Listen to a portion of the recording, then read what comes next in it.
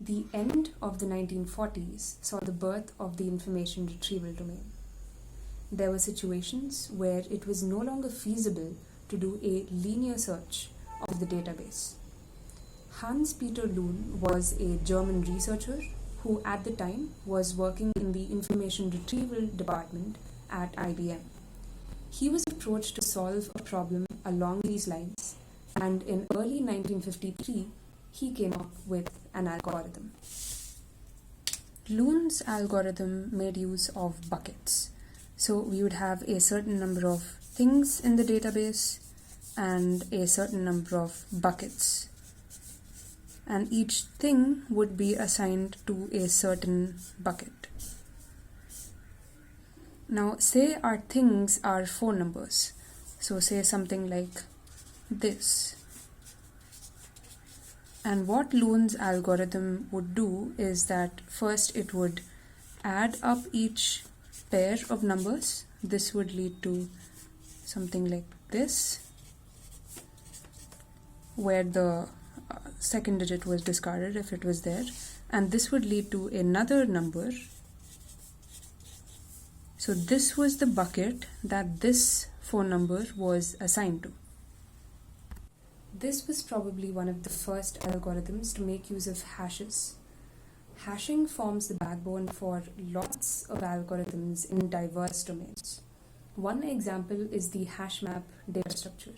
So more formally, a hash function is a function that takes in an input x of arbitrary length. This could be a piece of text, it could be a number, and it gives out a fixed length value. Another area where hashing is extensively used is in cryptography. So say we want to verify something, but we don't want to expose what that something actually is. Hashing is perfect for this. So take password authentication, where a user gives in their username and password, and this password is sent to a server where it's verified with the corresponding password that's actually stored on the database. We don't want to send the raw password along to the server. That's obviously a security risk. So instead of that, what we want to do is send over the hash of the password and verify it with the corresponding password hash on the database. And from this we can see that it's enough if we compare the hashes of two things to check whether they're equal or not. We don't have to compare the raw things themselves. Another thing leading on from that is message integrity verification. So if we have a message that we're sending from point A to point B, once it reaches point B, how do we know that the message hasn't been tampered with?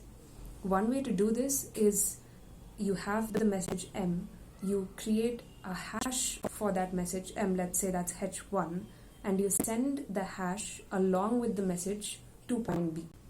Once it gets to point B, the hash of the message is recomputed, let's say that's H2, and H1 and H2 are compared. If they're equal, then the message is intact. If it's not, then something went wrong along the way. Hashing is used in lots of other areas in cryptography. It's used for encryption, it's used for something called digital signatures, and lots of other things. So leading on from cryptography, another area with hashing at its core is blockchain. A blockchain is a distributed, decentralized, tamper-proof ledger whose blocks store a block hash, among other things. So the thing that makes a blockchain tamper-proof is that each block stores a previous hash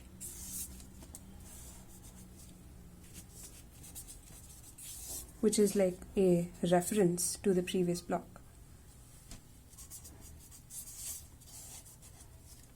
Now I'll get back to this in a second, but another parameter is the Merkle root. So each block stores a certain number of transactions. So say we consider this block and say it stores transactions T1, T2, T3 and T4. Now the way that these transactions are stored is also through hashing. So first we get the hashes of the individual transactions themselves, then we merge them, and we keep on doing this until we reach the root. And this is the Merkle root, this being the Merkle tree. So this root is the thing that is also stored as a parameter. Now, if somehow someone were to make a change in one of the transactions, which would change the hash of that transaction, which would lead to changing the Merkle root's value itself, that would lead to a change in the block hash, which would mean that this block hash and the previous hash would no longer agree. And this is what makes a blockchain tamper-proof, again with hashing at its core. The main intention of this video was to show how such a simple idea like hashing is being used in so many different areas. With that, thank you for watching, and I will see you next time.